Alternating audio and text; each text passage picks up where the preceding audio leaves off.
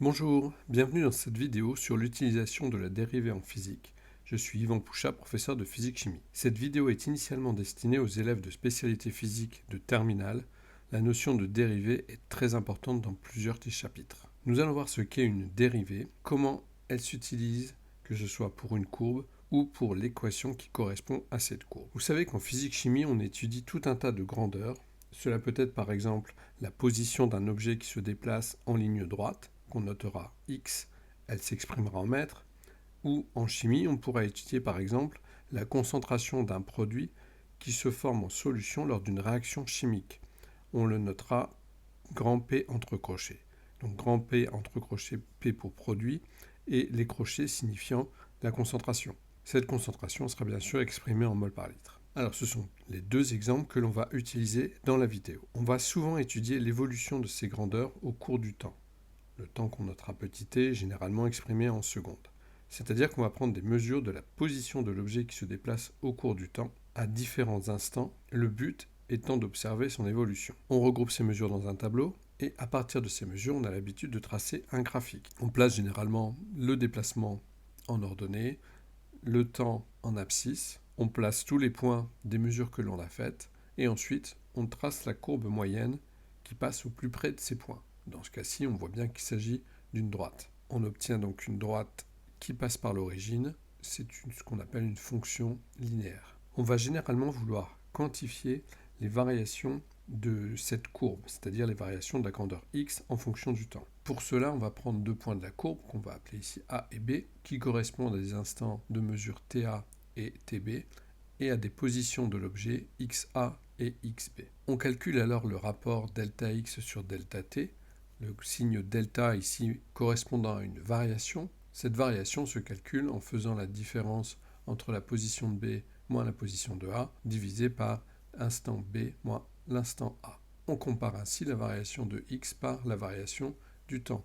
Vous savez qu'en faisant ça, on calcule en fait la pente, qu'on appelle aussi le coefficient directeur, de la droite. Et dans le cas d'un déplacement, donc si on regarde la variation de la position en fonction du temps, on va aussi calculer en fait la vitesse moyenne du déplacement de l'objet. Ce sera la même chose. Une variation de position est bien une distance, divisée par une durée de parcours, c'est bien une vitesse qui est calculée. Dans ce cas, quels que soient les points que l'on aurait pris, le résultat du coefficient directeur, donc de la vitesse, aurait été le même.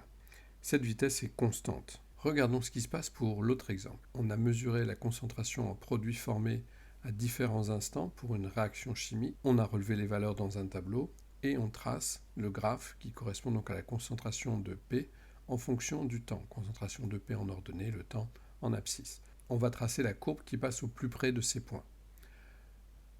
Voici ce que l'on obtient. Si nous prenons deux points A et B quelconques de cette courbe et que nous regardons la variation de la concentration par rapport à la variation du temps, cela correspondra au coefficient directeur de la droite qui joint A et B. Il s'agit en fait d'une variation moyenne, elle n'est pas du tout fidèle à la courbe et aux réelles variations entre A et B. Vous voyez que la variation ici proche de A, vous en avez l'intuition, elle est plus importante que la variation proche de B. On a bien ici une variation moyenne. Pour avoir des variations plus fidèles, nous allons devoir prendre des intervalles de temps plus petits. En fait, le plus petit possible. Vous voyez que si on prend ces deux points-là, cela correspond à une portion de droite entre ces deux points qui est beaucoup plus proche de la courbe. On pourra ainsi regarder cette courbe comme une succession de petites variations, chaque variation étant une petite portion de droite dont on peut calculer le coefficient directeur. Le principe de la dérivée, ça va être de prendre des portions, ces portions de droite, donc entre deux points les plus petits possibles. C'est-à-dire que prendre des points les plus proches possibles, séparés par des instants, par une durée la plus courte possible. Alors c'est noté de la façon suivante. Donc on va prendre la variation de la concentration sur la variation du temps, comme on a fait, mais cette fois-ci, on indique qu'on va prendre la limite quand delta t tend vers 0, c'est-à-dire que delta t est très petit, le plus petit possible. Et comme ces variations sont en fait des variations qui sont très petites, plutôt que de mettre un delta, on les écrit de la façon suivante.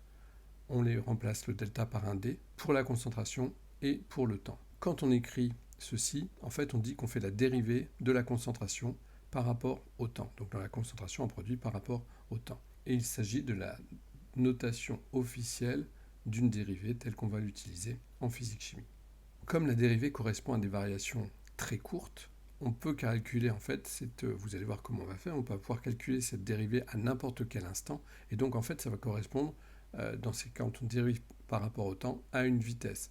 Effectivement, la dérivée de la concentration de produit sur le temps correspond à une vitesse instantanée de la réaction. Si on fait la dérivée de x par rapport au temps, ça va correspondre à la vitesse instantanée du déplacement. Donc, quelle que soit l'allure de la courbe, quelles que soient les variations, on va avoir des variations qui sont sur des durées très petites, donc en fait comme une vitesse instantanée. Sur une courbe, pour déterminer la vitesse, donc ici la vitesse de réaction à un instant donné, il suffit donc de se placer à un instant donné. Donc à cet endroit de la courbe, on va alors tracer la tangente à cette courbe, et pour connaître la dérivée, il suffit de calculer la pente, coefficient directeur, de la tangente, donc de cette tangente, à l'instant t. Vous aurez une vitesse de réaction qui s'exprimera en mol litre moins 1 divisé par des secondes, donc ce sera des mols litre moins 1, seconde moins 1. Donc pour récapituler, si on prend deux points A et B très éloignés, on va calculer une espèce de vitesse moyenne. Si on veut une vitesse instantanée, il va falloir prendre la dérivée. Donc sur une courbe, il faudra tracer la tangente à l'instant qui nous intéresse et déterminer son coefficient directeur. On aura ainsi la dérivée, donc la vitesse instantanée. Alors vous savez qu'en physique, quand on a obtenu une courbe, on aime bien la modéliser. On utilise des logiciels pour ça, c'est-à-dire qu'on va obtenir la formule ou l'équation qui correspond le plus à cette courbe. Et on va obtenir la dérivée de cette courbe, c'est-à-dire la dérivée de cette équation. On obtiendra une nouvelle formule qui nous montre comment cette courbe varie.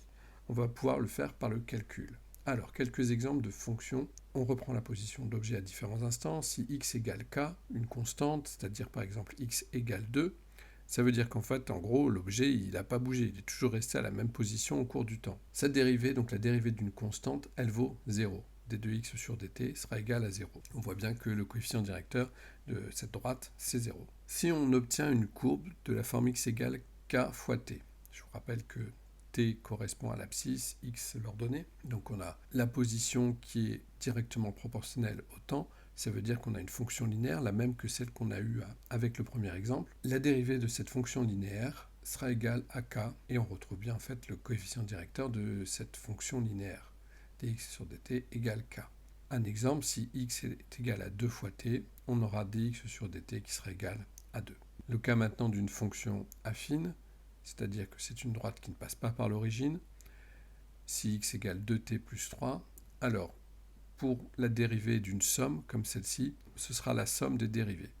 Si je dérive 2t, on a vu que ça faisait 2.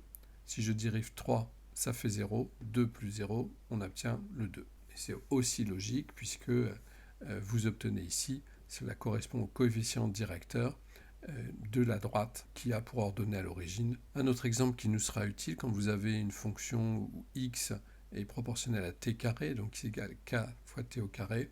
À ce moment-là, la dérivée sera de la forme 2 fois k fois t. Un exemple, 4 fois t au carré, on obtiendra comme dérivée 8 fois t. Une autre fonction qui nous sera très utile, la fonction exponentielle, donc qui est notée x égale exponentielle de t.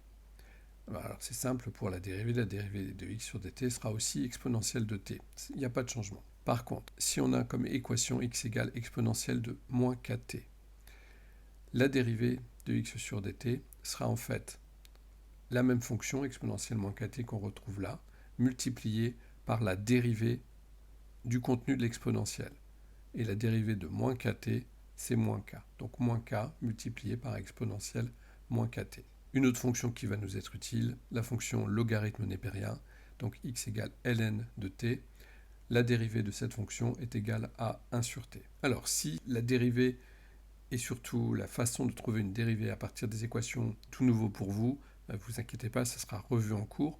Maintenant, à un moment ou à un autre, il faudra retenir comment trouver ces dérivées. Et ça, vous le ferez en vous entraînant avec les exercices. Et ce sont les quelques dérivées qu'il faut connaître. Voilà, j'espère que cette vidéo vous aura été utile et qu'elle vous aura fait comprendre un peu à quoi correspond la dérivée.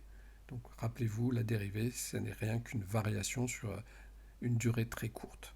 Et donc ça correspond en fait à comment varie la courbe en fonction du temps, ce qu'on utilise le plus en physique-chimie. Bonne révision et merci pour votre attention.